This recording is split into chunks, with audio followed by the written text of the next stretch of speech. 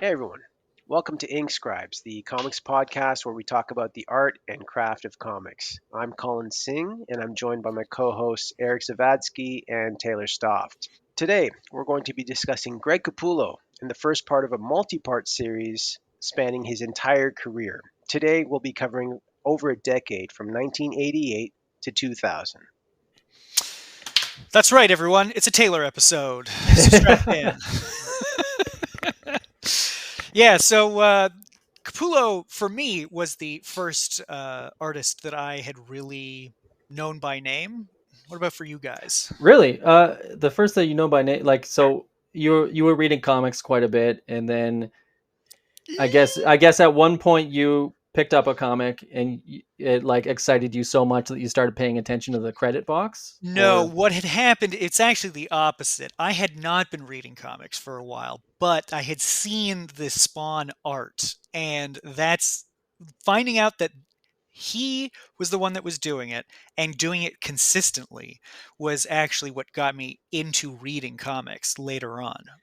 But for the longest time, it was just, how can I draw like this guy? What's going on? And it actually kind of set me up for a bit of a disappointment because Capullo is on Spawn for 80 issues, and not a lot of artists have that kind of consistency. yeah, yeah. I mean, his entire career is all about, I guess, loyalty and just long runs. Oh, yeah, Like, he loves a long run. yeah, I mean, like, you can count how many projects been on in on like one hand. I guess it's just sort of what does it go? It goes like Quasar, X Force, Spawn, and then Haunt, Batman. Oh, Haunt, Haunt, Batman, Wolverine. Yeah. We can say which I Spawn guess there's a Universe. couple, and well, it's Spawn, I guess, lumped all together. But there are a couple creator-owned blips, I guess, where he works with Miller and then Snyder. Oh, and He did what Yeah. his about the own stuff with Creech? The Creech. yeah. The Creech. Yeah, the Creech he's doing at the same time as Spawn. Okay, so Yeah. but okay, so what we named like what 8 or 9 total, like Yeah, it's that about 10, in over his total. Like entire career. Yeah, exactly. He's yeah. and he gives himself two long runs. Colin, what about you? Did you, because you've been reading comics much longer than I. Yeah, I mean, like my dad used to buy Quasar, but I didn't really care for it until issue 29. The cover being Quasar, who is a man, but he was pregnant. And I remember Taylor telling me that it was a cover recreation of a Vanity Fair cover of Demi Moore. That's There right. it is. That's the one. But Wait, that was the first time I actually. so I mean, that was the first time I actually took notice of his art mainly because of the cover, but at the same time, I started taking real notice of things like hatching, and what stood out to me was the cape and his arms, how he was doing the horizontal hatching on the arms, and then from there, I just looked at the signature, I looked at the inside credits, and I started following him from there. After this, though, I didn't stay on too long, and then until he came on to X Force, and that's when I really started like really watching his stuff. Okay. Okay. Yeah. Eric, what were you yeah. going to say about this? Oh, I was just surprised that like this is the cover that like got, Yeah, this is the because cover. Colin is a Greg Capullo super fan. So it's just Oh, big time. Yeah. it's just interesting that like this is my origin story of how I became like I never would have guessed I get it that. though. Well, okay, to be clear though, I started following him from this Right. cover Okay. forward, right? Then I knew it was Greg Capullo, he's on this, he's on that. But when he came to Spawn, that's when he engulfed my childhood. I only cared about Spawn and Greg Capullo for a few years at that time. So for me personally, when I assess who Greg Capullo is in my mind as an artist, I mean, I guess I could use the sentence "metal as hell" or that term, and Yeah. Mm. like that's like if you pick up a Greg Capullo comic, you know you're in for a really exciting, Mm. just like metal. Yeah, I don't know, just like It's yeah, it's rad. fun. He wants it to Well, be rad as shit. Yeah, That's what he's looking for. Well, he really prioritizes shadow acting and I would describe him as a storyteller, but definitely not a story creator. Like, he is not that interested in writing. Obviously, he's done some stuff, The Creech, as we've mentioned, and he was working with Snyder recently on We Have Demons. But as far as ideas go, they really are just conveyances for him, yeah, making something look rad.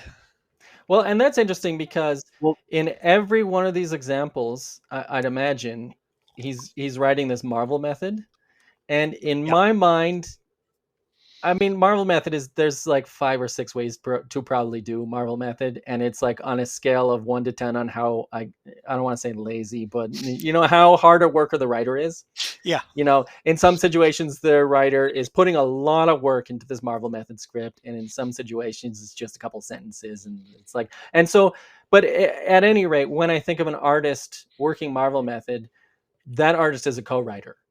Like, even if we don't ever learn how much the mhm, artist brought to the table or like what specifically they did, that artist is effectively co-writing. And in all of these, I'd imagine like Capullo deserves a co-writing credit.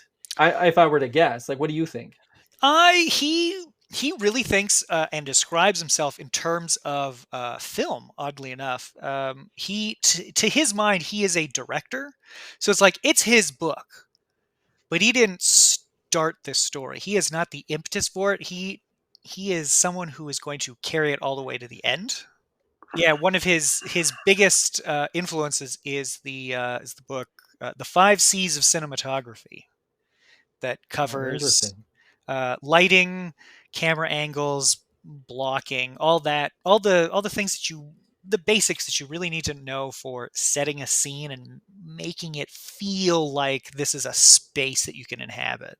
So I don't know anything about this book. Is this like a revered book in like the film industry or? in film S- school, definitely. Yeah, yeah, Yeah. yeah, it it's was required reading when I went to film school way back like 25 years ago. I yeah. don't I know get what the a feeling that curriculum's like it's now, but considered a little dusty. yeah. I get the feeling that it's seen as a little dusty these days, but the info in it is still solid. Like, it is the basics, but it's stuff everybody should know if you're going to be making a movie and Hmm. apparently Yeah. making a comic. Damn, I need to track that down. Yeah, Yeah, I used to own a copy. you can check it out I for sold it. free on Internet Archives. Oh, nice. Nice, Okay. good. Yeah. I sold it for beer money at the time. Once I was done with film Not As you school, worth I it. was should done with the have. books too. Yes. No, no, no. That book was a keeper, and you got rid It of was a it for. keeper, and I lament. I lament, Eric. Okay, every uh, day I think about it. just to give a quick overview, born in Schenectady, New York, or Synecdoche, I can't remember which is which, and he's lived there his whole life. Sounds like he had not a great childhood, but had been drawing his whole life, and that's another thing that I think you really see when it comes to Capullo is just he enjoys the act of drawing.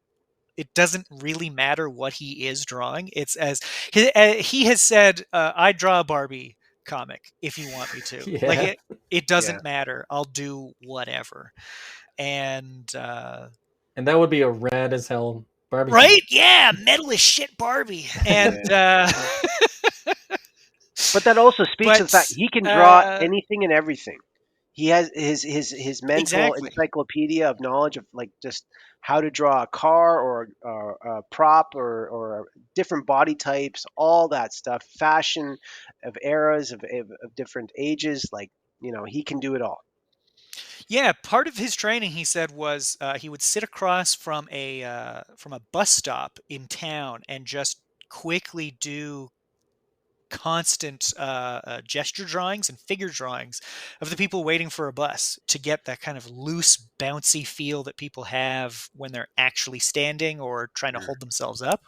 mm, So it's the sort of thing that he really starts from. Every character design is really based on how a character moves, and he likes them to tell him how they move and stand and exist in the world, which is why he stays on books for so long. We'll Yeah. get to that real quick, but to go into his first, Can I just say though, yeah, like his capability is if you take Capullo and you take Frank Quietly, Capullo can channel it at will, and he'll just draw whatever it is that needs to be done.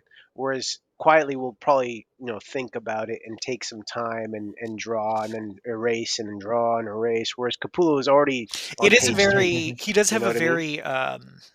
Oh, what would you call it? He's a real rise and grind Mm, kind of guy, yeah, and that is a huge motivation for him. Is just getting out of.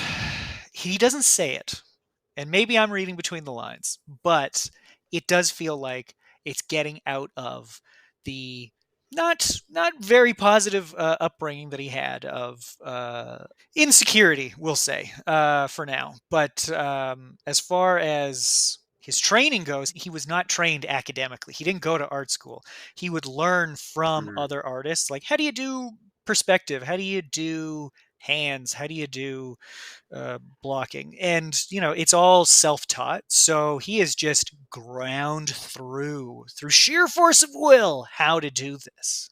mm, Uh, Yeah, I mean, yeah. he's undoubtedly just an incredibly hard worker, just a workhorse, right? yeah, I have listened to a couple of interviews with him, and I don't remember a lot of it because maybe I listened to it like a decade ago. But like sometimes there's little bits that stick out in your memory, and how he talks about Larry Hama is yes, was the one thing I do remember Yeah. that really sticks out for yeah. me.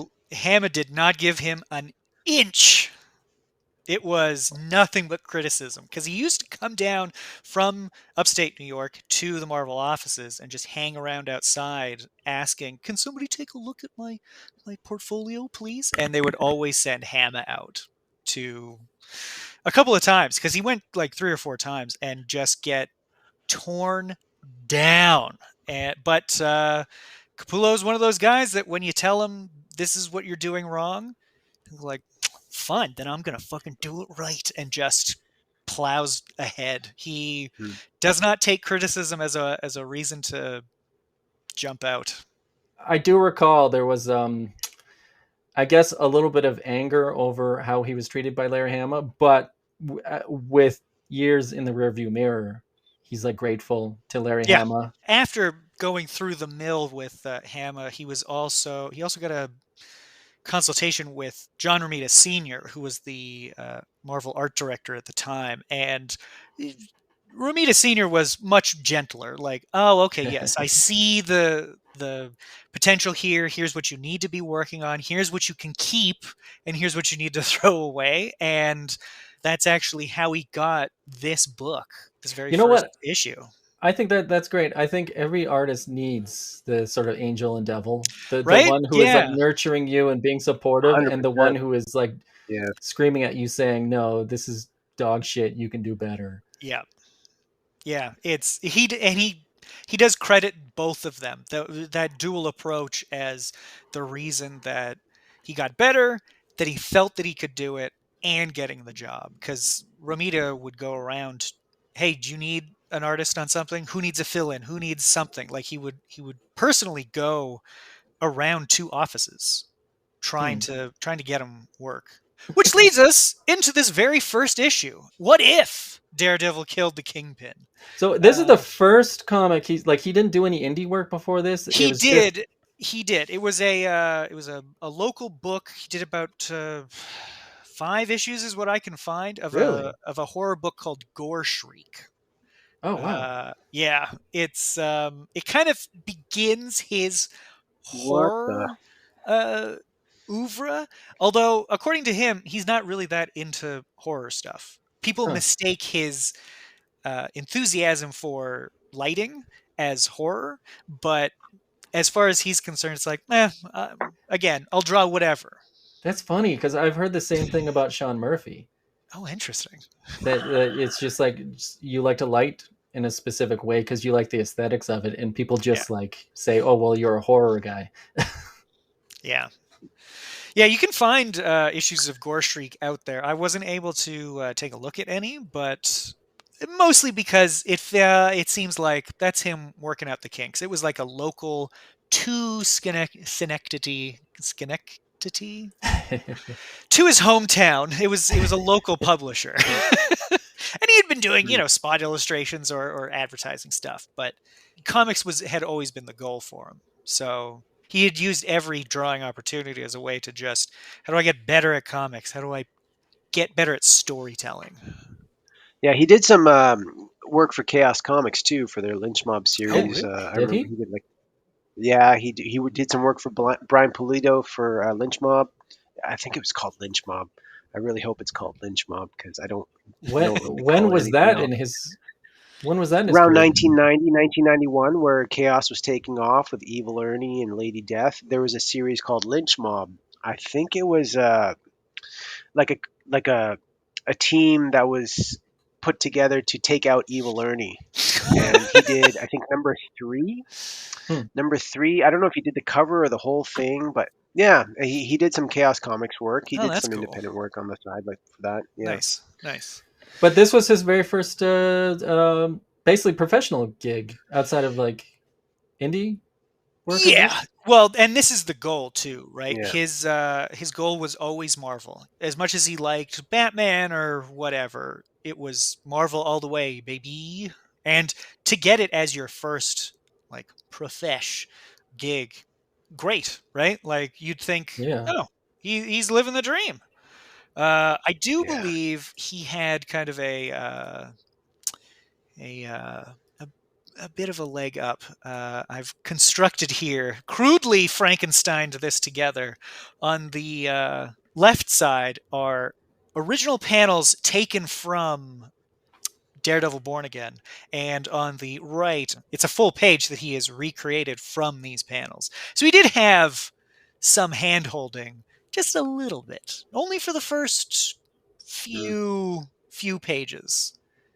Now I haven't read Well, a often. lot of What If comics. Was that the mandate? Like every issue is like make the panels look exactly like the panels we're referencing, or was that like up to Uh, the so artist? So not necessarily so that it's more like the first. So every issue was all done in one, right? The first 4 or 5 pages was kind of like the primer of the actual story in the past. So it'll lead up to whether or not the hero spares the villain or whatever the case may be, whatever that huge plot point was in the original series. But I mean, I'll say off the bat, in this case, No, but like Capullo. what I was asking was in every example of that, was it the mandate to copy the panels from the issue they were referencing, or was it up to the artist? Like, do maybe you could do a different angle if you want. Like, was every What If Uh, like this? I'm not sure in that about I don't mandate. recollect it being. I mean, I've read a lot of What If comics, but I can't really holding the original compared to the actual What If comic. I know the settings were all the same, but in terms of the storytelling, were they actually mimicking panels from the original? I can't say for sure. Obviously, in this one, it is. It's a lot of them, Um, yeah. Because from what I can tell, what ifs are tangents from original stories, right? Yeah. So the one moment in time, yeah. yeah, so it's you get this is Mazzucchelli, and I mean if you're gonna show it, why not recreate what Mazzucchelli did? But I mean, that's all to say. I'm just wondering if it was like a mandate thing. Like is there evidence that it was a mandate? Because like, maybe an artist wouldn't like the idea. Oh, I have to copy a bunch of panels. That's kind of boring as hell. Like, but I don't know. You know what, Eric? Just an off the cuff thing. I'm gonna say no, it wasn't a mandate because I think because this was a born again story, I think they kind of adhered to that. But like I've read What If Hulk Killed Wolverine, where it's not recreated from Okay. Hulk 181. It's totally its own thing, right? Like there's obviously the first few pages are pretty much the story of Hulk 181, but at some point Hulk kills Wolverine, right? I think Um, Okay. as you can Yeah. see Yeah. too, We don't like know. I guess. he eventually starts we putting don't, his yeah, own he puts his own mustard on these pages as they go, right? Like Yeah. this is He does a great job. He This does a is really great an job. almost one-to-one recreation, but by the Yeah, time definitely. just 3 pages down, right, you get to, oh yeah, okay, there's shot lengths are different, there's new Right, stuff yeah. added, there's, Mm. and this is what actually sticks out to me is this continuous. You'll see this go throughout. I don't think that was a feature of Daredevil used particularly a lot at the time. Is him hearing, oh, the visualization of I can hear your heartbeat. And Capullo uses the heartbeat effect a fair amount, doesn't he? Like Does he? in even in later's He does. work, and I do recall in later work in like Spawn, it shows up every now and then. Yeah, yeah. And in Batman with the Court of Owls and stuff like that too. Oh Yeah. Right. yeah. Which part two?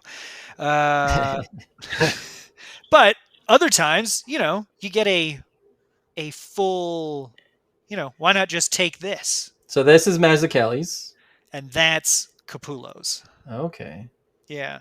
But again, there is something to, well, I had to take what was, and then I had to change it for this story. Because, they're not the exact same.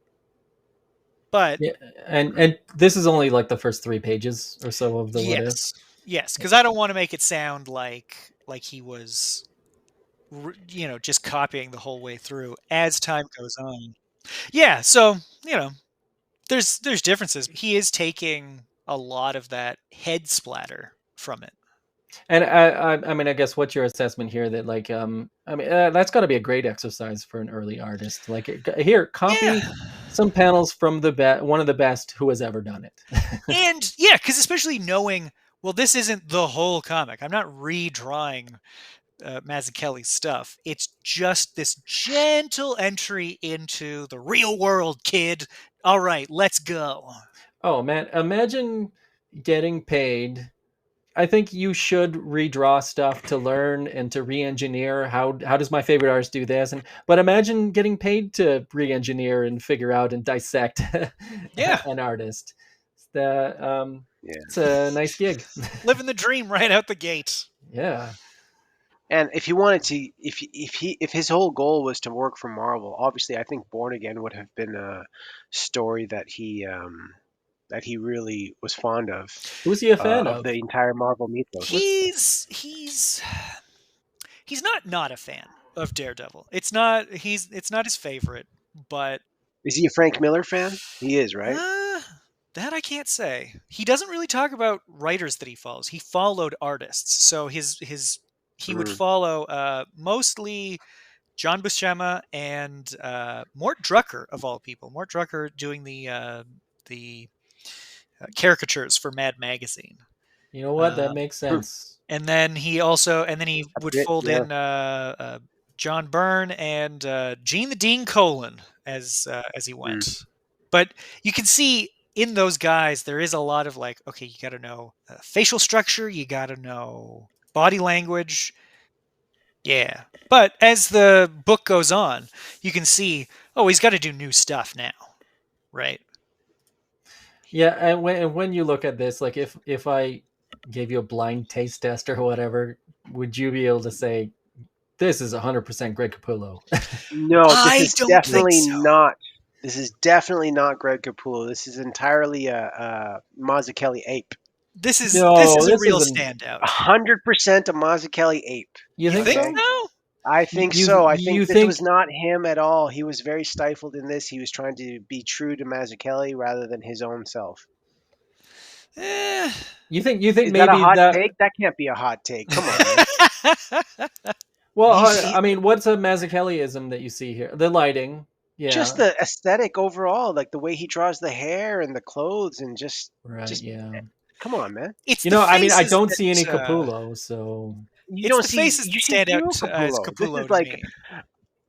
yeah, This guy, like that is the most that's a bum from Rat City in Spawn if I've ever seen anything. Right, like that guy's coming back again and no, his again. nose needs to be bigger, and he has to have less teeth. he's got He a pretty is, big nose. yeah, he is Bigger. eventually going to find himself because you know, this is also the thing is there's also a style at the time, right? This Mm. is Yeah, like this is the late beginning. or mid '80s Marvel, like house style. Well, and Mm. late 80s Marvel is when the Image guys are coming up, right? Yeah, that's So when there is this Shooter kind of leaves, and then there's a little bit more freedom to be a freak, Yeah. yeah, be exactly. different, be wild. But if you're a young man and this is your first gig, I can also see him going, you know what? I'm not going to go too far outside these lines. Yeah. It's not something that you want to. You're not ready to rock that boat yet, you know? Well, Yeah, I I mean, mean, you even the you way get your first gig, you got to prove that you're one of the team, Yeah. like Why should they bring you back? but the way he draws even Spider-Man and the Punisher, it's the way I don't know if it's the way Mazzucchelli would drew him, but Ross Andrew or Conway, the way Yeah. they drew Spider-Man and the Punisher, he's again, he's just replicating. He's constantly replicating, and I don't know if it was easy for him. It may have been, but like even like that Peter Parker in the top right corner there, or top left corner, excuse me, Yeah. the hairstyle and everything. It's yeah. totally like an MD Bright. It's you know And speaking to the this is storytelling, not him. it's the storytelling here is just a regular grid. It Yeah. is just like pure comics. Don't do anything wild because later on he has his own style when it comes to panel arrangements. He sure Mm, does, and we'll find out why. But for now, this is just kind of, yeah, this is where you start, right? It's Yeah. mm. stick to the grid, don't do anything flashy, learn the basics, and make people like you. Because if you're going to turn something in, it better be either good or at least acceptable. Because the thing is, he's thinking this is a freelance gig.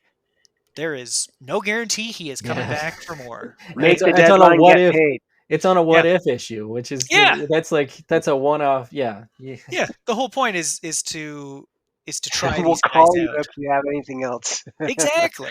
Yeah. To that point though, although you can see like that feels very it's not Capullo, but you can see where he'll be going Yeah. with that. And there's, we'll see that sort of thing pop up. But after that, he gets put onto Quasar.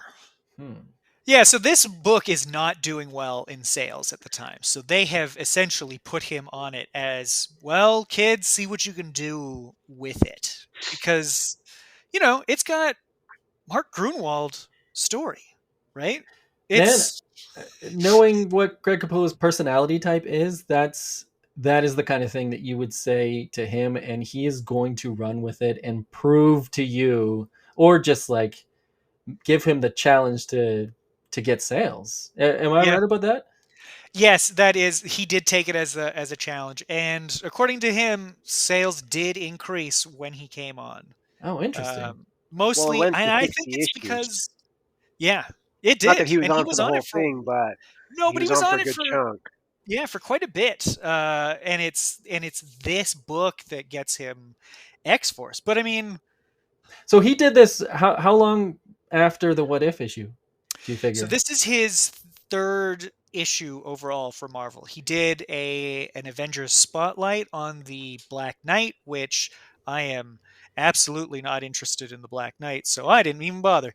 So, but it was the What If Avengers spotlight, and then he gets put on this as a continuous gig for quite a while. And I do not see any Greg Capullo in that What If issue, but I do see a little bit of Greg Capullo in Yes, It's this. starting to I come was going through, to say right? the It's a same little thing. flat, but it's starting to come through. Yeah. There's that angular They, quality to the face, Yep. the yes, chins. and also he Yeah. starts to develop his repertoire of well, is the word repertoire where he's got a catalog of faces where it's front on shot, 3/4 shot, down shot, up shot. Like he develops this breadth of, and obviously he expresses a lot of good emotion too. But like I can see just even in the eyes, the cheekbones, the chins, like that's the way he'll always for the rest of his career draw the eyes like that, draw the chin like that. Just it's Yeah, and I can also see. I mean, obviously, this is very, very, very competent storytelling. Yeah. He uses all the Competent. tricks. Competent. All the Bollywood tricks are employed here, but he does do a lot of great money shots. towards the end. I mean, Taylor, go ahead, take it away for this issue. But when we get to William Blake's Ancient of Days, then I'll kind of chime in. Hell yeah. Yeah, I do yeah, some of the stuff that I see of his is like in the kid's face and something like this actually. This rat-a-tat-tat of just kind of okay, these panels, these panels, these panels, these panels, they're all about the same size and then blam, when the character needs to be relaxing and thinking a bunch, you just really give it the space to breathe more so than every other panel on that page. And I think it's you can see him learning about pacing and angles. Like that's a weird angle to Well, choose. It looks like somebody's actually kind of capturing it from inside a house. Hmm. but the thing about Quasar, so Quasar is obviously a blonde-haired, blue-eyed, good old boy. But I don't know if he had any communication with the colorist. But Quasar obviously takes up like the focus in every panel that he's in. It's on him because he's got that bright Hmm. yellow hair. Like in this scene, Yeah. The he's talking to his ugly, mother and his sister, ugly yellow. and well, Hurts my but eyes. like But it's I no mean, to different be than fair to the, Spider-Man in I blue got to be fair to the costume. colorist. Like the colorist didn't.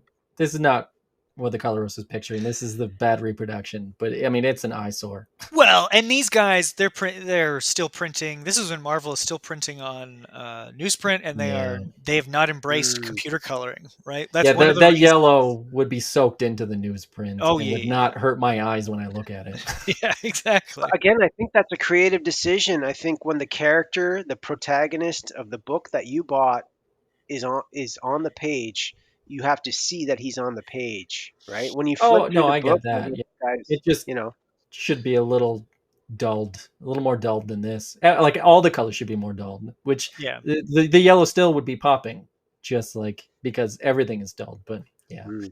I could rant and rave about that for. Well, I do think what he is doing with or without the color, he is definitely making sure there's not a lot going on in the hair. There's some gesture lines within, but mostly, if you saw this in black and white, it would like you would focus more in on him because he is kind of this blank space in the page, Yeah, I get what you're saying. right? Like he, Um, yeah, the level of detail in him draws you to him. Compared to the females on the page, Yeah, yeah, they've got a lot more hatching in their hair, and yeah. then There's with stuff him, going it's very on that, sparse. yeah. Yeah. It's a very strange story. I don't know that it's particularly good, but Man, I mean, what did I say? When you get a Greg Capullo comic, you get a comic that is metal as hell, and this is not that. Like this, This I have no interest in you reading don't this. like you don't this like was a grind. a This was a boy grind. and a man just hanging out in a in a tree fort. You know, Like, it's funny. A couple of months ago, we did a Chris Bachalo retrospective, and well, for his like first two gigs, it's like they got right away what he's perfect for, like this gothic dark material. But I mean, right here, this is his like second or third gig, and you know, of course, they're not going to know what this artist is. No, You know what they're what is best for this artist, but this is certainly not it. Like this is not what you hire Greg Capullo for. no, no. It's you there's know, so much. I There are wonder people if who it was. can draw this particular comic and they will do an amazing job. And not to say he did a terrible job. It's just like this is not why you buy a Greg Capullo comic No, for this family drama. no. But I will say that is a challenge he enjoys. Making conversations interesting, like just two people talking. He does enjoy the challenge of making that visually distinctive and interesting. Well, I find that interesting because he doesn't often get dialogue handed to him, does he? No, he doesn't. No. He might with Batman these days. I haven't been able to find out what happy medium him and Snyder have come to, but for the You know most part, what? during this, he's working Marvel style. It will become even looser on Spawn. Yeah, and I tell if you I were to what, guess, though. I think Snyder's probably giving him some dialogue. If we talking about my scale of Marvel method, I think Snyder's probably closer to an 8 or 9 in the, I don't know, providing more information than Yeah. the like a 1 Well, being giving a sentence. like the left page there, like even in the last panel, you can see that he deliberately drew that panel to accommodate those word balloons. So there must have been like a good chunk of dialogue in there. Yeah, I think he must be given, you know, some amount of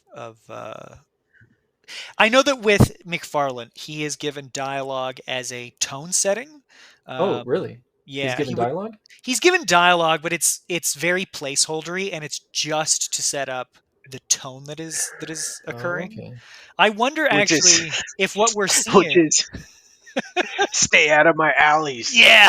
Stay out of my I alleys. wonder actually if what we're Constantly. seeing is a writer taking advantage of, oh, finally there's a lot of space, but what he has done is, because his eyes are cast towards this, nope, go back.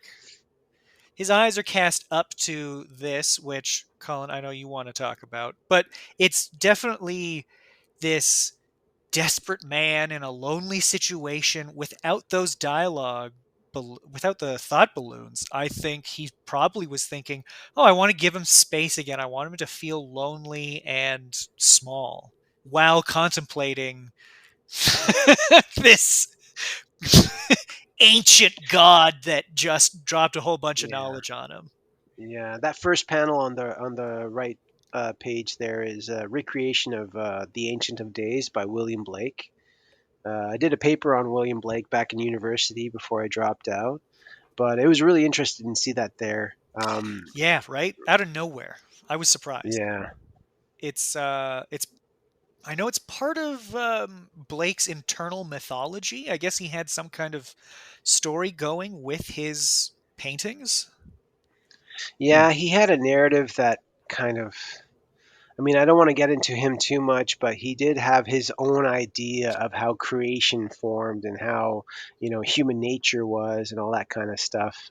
But that's one of his most famous paintings there. Yeah. And he And it's does a a good good job choice of it, for definitely. yeah, and it's a good choice for conveying who this boy character claims to be, right? This Well, ancient entity of creation trapped in the body of a small boy. That okay. So just to give the audience some context on this issue and why we're looking at it, basically, Quasar befriends this child who reveals to him that he's actually a 5,000 or multi-thousand-year-old being who considers himself the creator, and he needs Quasar's help to destroy the villain, which is the anti-creator.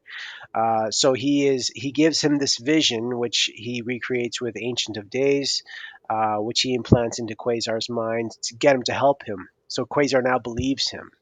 But when the time comes for him to actually help him destroy the villain, something doesn't feel right, and he decides to actually kill the kid. Yeah. And the kid turns out to be the anti-creator, and the person that he was really going to kill was the origin, the original creator, It's a wild story that is so boring up front and then just and gets never revisited again. wildly out of control at the Yeah. end. And it just kind of ends with, here's some new duds. Go be a hero. How cool is that?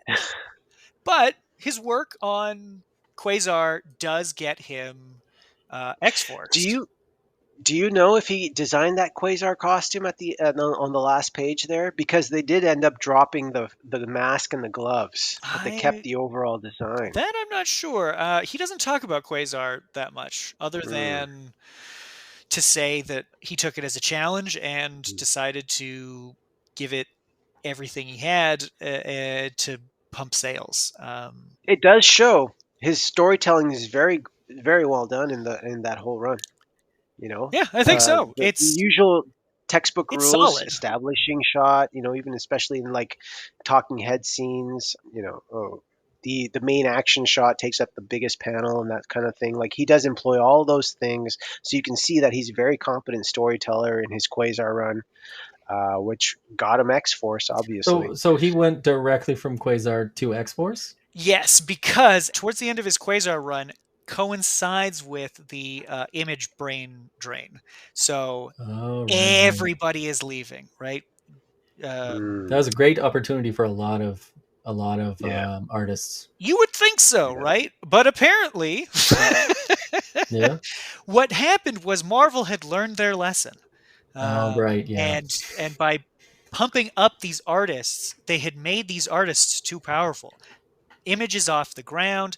Nobody's quite sure how it's going to do at the time, but it's it's still a big deal that these seven guys. I think it turns out to be six later. I can't. I'm never quite sure where Willis Portacio fits in that, but these guys leave. Like they just say, "I'm out. See you later. You can't hire us," and then go to DC and tell them the same thing. See ya. You can't hire us. Uh, That was out of spite, though. That was well, like a. yeah, I but mean, Eric can talk more about that, but that was kind of and hey.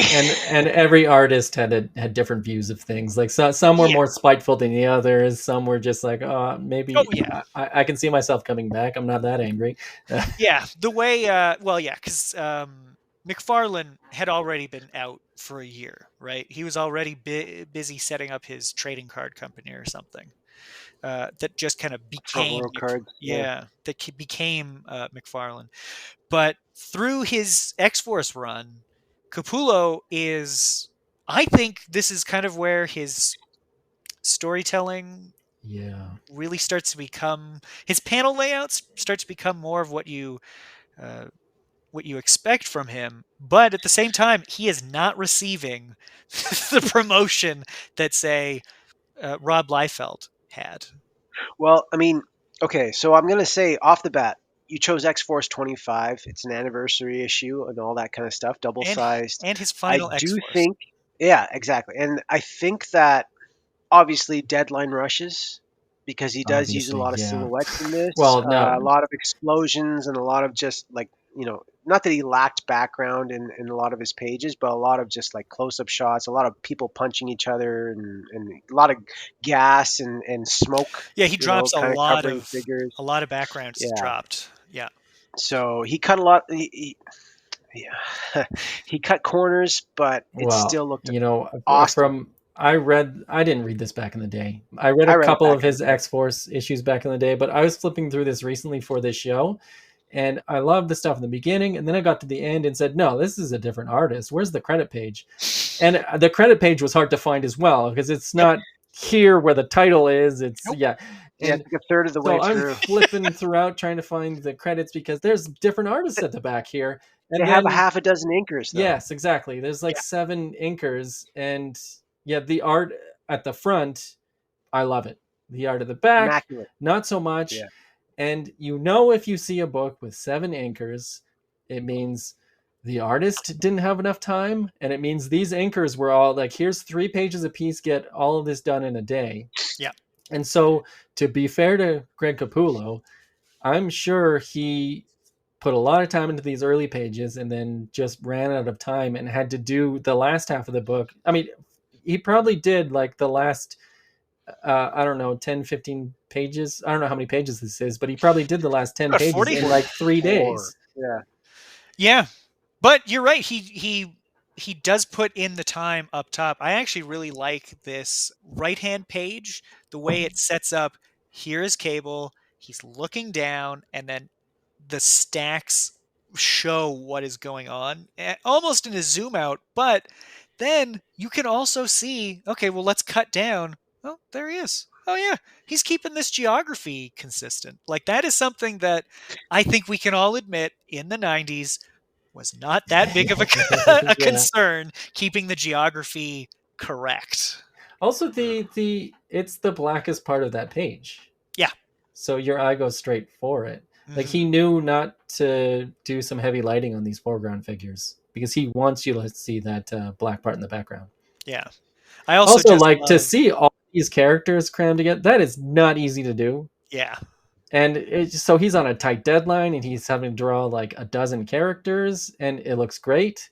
And to give them a distinctive running modes, right? Like this is Yeah. great. I I think don't know what this is one of those things. It was so popular in the 90s of just characters don't have bones, and there's a good way to do it and a bad way to do it. And I think this is like really good. This is exactly well, It's so running dynamic. into, yeah, it's like it's a she's a wolf or something. She's a Cat, Wolverine. a cat Yeah, thing. something. Yeah. yeah. Well, I think that there's a lot of John Byrne or George Perez coming out around here in his style in terms of just Those are two composition. influences on him. Yeah. Yeah, yeah. So, I mean, multi-character panels and whatnot. Definitely, he would draw from that. Let's take a look at the now because I don't know that I actually noticed, but oh yeah, here we go I love that with ouch meter. Yeah, also taking the Liefeldian screen door background that was so Yeah, yeah. popular in this book. yeah. Um, That could have been one of the anchors, actually. Like, that's, I don't know. It seems like an Art Bear thing, but I don't know. Like, oh my god, yeah, I'm just looking at how many there are here. Jesus. One, two, three, four, five, six anchors. Damn. yeah, yeah. Yeah. Who was his main anchor on the earlier issues? I I think. would like to say Dan Green. Oh, I was gonna say Art Thibert, You think Art Hmm. Thibert? but you were there, and I can't remember why I think that though. You were there. You would know better. Yeah, I can't. Some of that's lost to the ether. I mean, I knew all those names and I knew they were on the X books and that kind of thing. I don't know who his main inker was though. It could have Yeah, been T-Bear though. that to me though is like okay, yeah, we're starting to get more of what he's doing coming through. Yeah. Mm. Um, I got to check out though. When you guys say you didn't like the back half, are we talking like when they get to? Well, no, Eric's speaking for himself, but I love this thing all throughout, especially towards the end when Magneto fucks up Cable. Yeah, that was a Because great image. also Yeah, the when the Fatal Cable's. Yeah, Attractions in general, Magneto really does a lot of damage to the X-Men. He extracted Wolverine's adamantium. He incapacitated Cable here. He fucked Cable up in this one.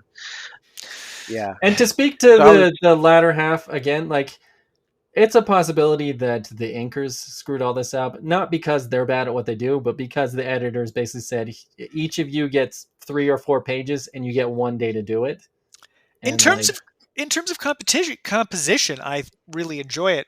This to yeah. this, like that's you could have easily, especially on a deadline, just photostated that in as and just turned Cable's head. But he doesn't. He chooses a completely new angle. So yeah. there's a storytelling style he employs, which is layers of panels. So panels floating over top of other panels. And it's Mhm. on like every page here where you get a group of 3 panels floating on top of a bigger panel or Yeah. one panel floating on top of another panel. Yeah, it creates this sense of depth, I guess, with the panels, like seeing them as layers. And it's on every other page. And I think it draws attention to or helps orient stuff in space, right? Like all of this, oh, it's going on here. All of this, it's going on Yeah. in here. It's really it is a good use of panel layout and layering to communicate easier to the audience. Where are we? What are we doing? Rather than having the panel breaks. Because I think overlaps really communicate these are happening at the same time, or at least partially. So you think these Yeah. pages look as good as those early pages? Like Uh, No. I those don't first know. 10 pages are so No, good. but Yeah, the first 10 are. the shot composition, like the shot choice, right? No, yeah, yeah, no, yeah, that's I can give with that, yeah. But yeah, no, you're right. There is a kind of flattening that happens Yeah. through And these that back could just be paths. the inkers. Just you get multiple different rendering styles as well. Like Yeah, how Cable's arm is rendered, you don't yeah, see that's that weird. kind of rendering in the beginning. Do Yeah, you? that's true. I don't think so. No, it's That's why I thought they were different artists. yeah, but you know what you but we do get is a favorite that he will return to over and over again. Uh, Wait, where did it go? Glow in the dark teeth. Yeah, no, Right. He's that's coming back to that. that's cartooning right Yeah. there. Like when you see old cartoons and like the lights go out, it's like the eyeballs stick around and sometimes the teeth. Yep. And I love it. I love this like this he's got this Buscema aspect Yeah. with cartooning injected in. And Yeah. it's not as prevalent here, but it becomes more and more prevalent as he goes through the years. Yeah, he's Well, that shot with definitely trying Magneto on something the out. right there. Yeah. Exactly. Yeah. The eyes and teeth. That's yeah. Magneto. Why are Magneto's eyes glowing red? Well, because for this particular panel, they should be glowing red. it's not a Yeah. it's not a story dictated thing. It's a character dictated thing. Yeah. That Yeah. cable shot is amazing though. Yeah. As he's being ripped apart. Yeah. And I like I'm a fan of when somebody does hatching like this on a face well, when you get the thick shadow that is dividing and then the two different tones. It's something I have an incredible amount of trouble doing. But when I see it done well, like I'm going to steal that for later. Yeah, yeah, yeah. And yeah, I don't know. It's not the best, but it's at this time McFarlane has noticed him because only a few issues into X Force is when he gets the call from McFarlane saying, "Hey, Oh do you want to really? come do Violator?" Alan Moore is writing it, and he says no. At first, he thinks it's a joke, but when he finally gets into the discussion with him, he says, "I just got put on one of the biggest books at Marvel. Why would I leave that for your startup? That makes absolutely no sense." Yeah. And within 10 issues, he is ready to leave. He is ready to go. He takes over for Bart Sears on Violator issue 3. Right, yeah. Uh, Yeah. and starts on Spawn, goes into Angela, which unfortunately we cannot take a look at, and then gets put on to onto Spawn. It's The deadlines must have been killing him, bro. probably yeah. On Oh, but Marvel, he's I he's think the just workhorse. overall. No, but just like the editors breathing down his neck and multiple inkers and Well, what was I his think primary? Why what was he unhappy about primarily? That he wasn't getting the promotion that the image guys had. He thought he was going to get the a sweet royalties deal. He thought he was going to be getting because there were rumors at the time of every one of every $1.50 that these books sell for goes to X. Well, in fact, Grant Morrison, who is writing issue 16, has a sweet deal at the time Yeah. with Arkham Asylum, right? Yeah. Oh, yeah. Well, yeah. There's the famous story of his editor calling him up after Arkham Asylum comes out, calling Grant Morrison up and basically saying, "You're rich." Yeah, yeah, because it was like $1 out of yeah, every issue sold he there's a got. $30 comic. Yeah. Yeah, it was, and they sold 300,000 because it came out in conjunction with the Batman movie. So but by 1994, 5, that was done. They are not interested in just giving money away anymore. So, but Mm. McFarlane, I don't think McFarlane has a great concept of how to deal with money because he is going to throw money at Capullo as Well, time goes on. well, I don't know if he doesn't have a good con. Like he's a great businessman, but his thing is that he rewards Yeah, the creators. Right. I was yeah, bringing that He up. knows Yeah. what it's like to be unappreciated. In fact, that's his entire resentment with Marvel is not being appreciated. Something you cannot take away from Todd McFarlane is that he pays well. In fact, Grant Morrison wrote this.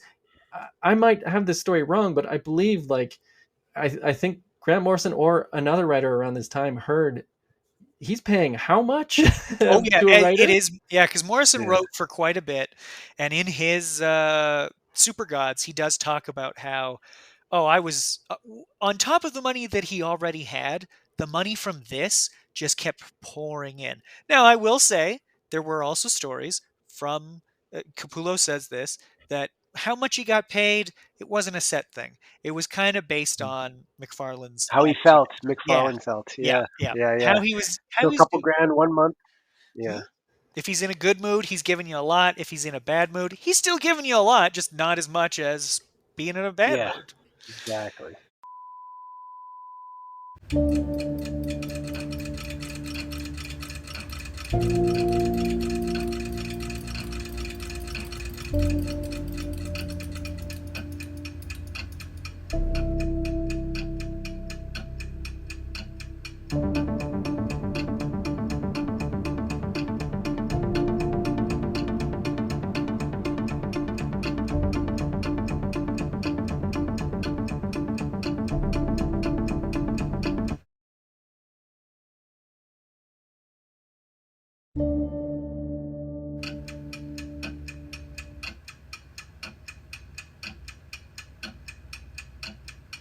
Yeah, so he starts on 16, and this is probably the only time he has really worked on a full script during This was full this. script.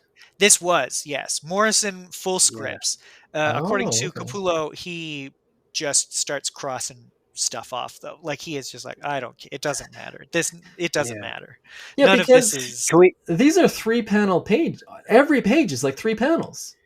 Yeah. Yeah, can we make a So, quick note though that he brought Art Tiber and Dan Panosian with him oh, to did ink it? he? I don't know. I don't That's know a what good the point. genesis is of that. Like, I don't know if McFarlane was like, yeah, okay, or if Capullo was like, well, I want these guys with me, or I don't know what the case may be. But he did bring the X Force guys over. I could definitely understand inkers being super flexible, right? Because they're expected to be doing multiple books a month, Mm, right? There was a joke in Wizard around this time. No, actually, several years later, when Tony Daniel comes on to Spawn.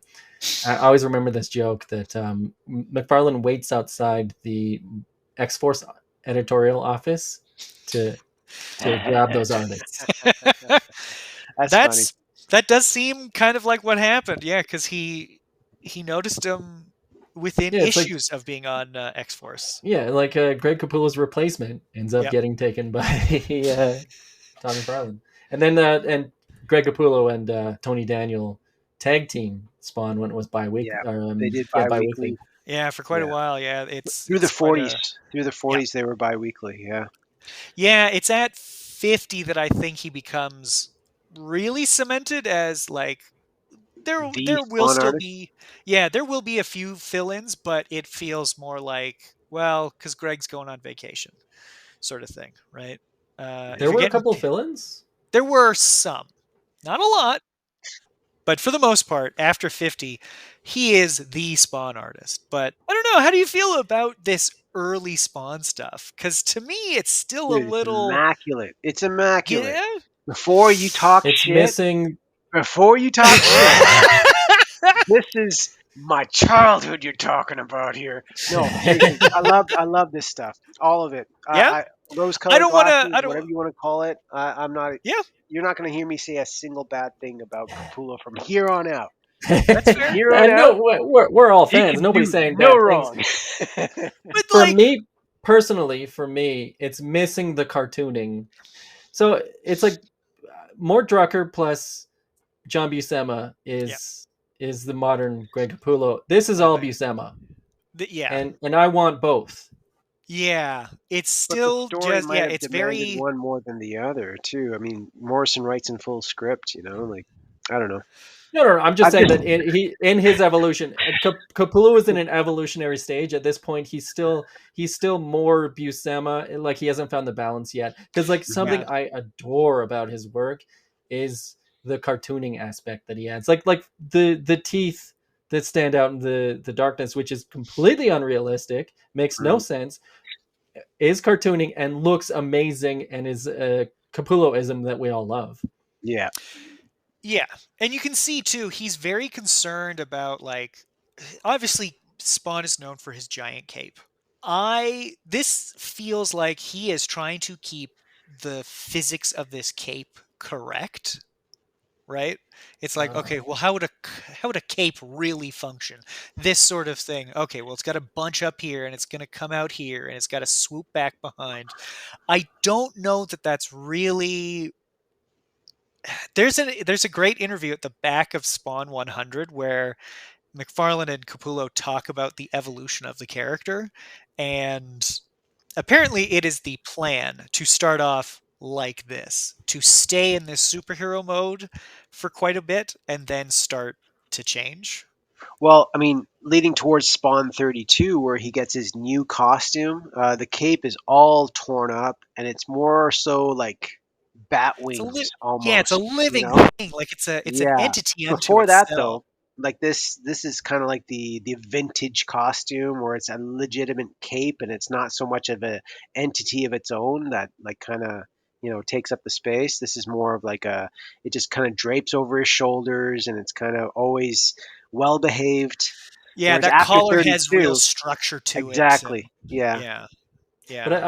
I guess to your point, like later on, he learns that the rules don't matter much. It's just make it look cool. It doesn't have to make sense.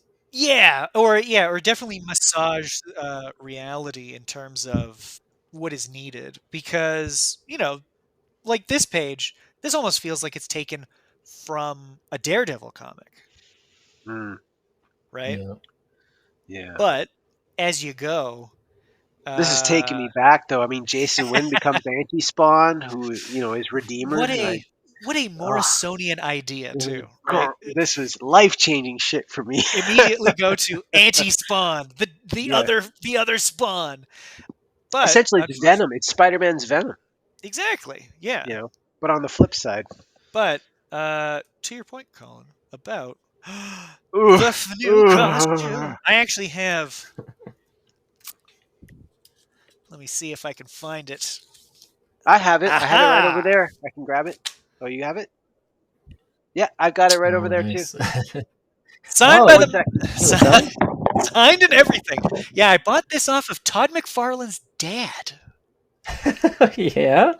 Yeah, his dad, for He, whatever reason, used to he had a come into the. suitcase full of them, and He's got a basement full of them. No, he used to come into the bar attached to the restaurant that I used to work at because he's a hometown boy, Calgary, Alberta, and yeah, I guess for whatever reason, it's close enough that hell yeah. yours isn't signed though, or bought off Todd McFarlane's dad, Colin. So it's not as cool. No, it's just I got off But the Okay, how Eastern. much did that cost, Taylor?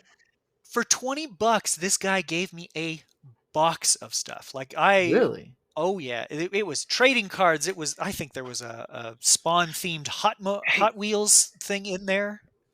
you have some Oh, Spawn Yeah, trading cards? I'm looking for a set of not those. not anymore. I'm afraid Ah, they and all got gotten in one move or another.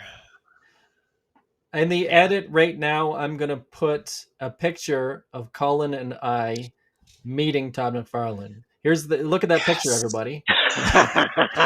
Look at yeah, look at look at Colin's face in this picture right here. This is Colin, his dream coming true. that's full circle. It was full circle, yeah, for sure. It was like Schwarzenegger and Carl Weathers in Predator joining hands, right? No, no, no. The With look little- on Colin's face is, "Will you be my father?" No, take me with you.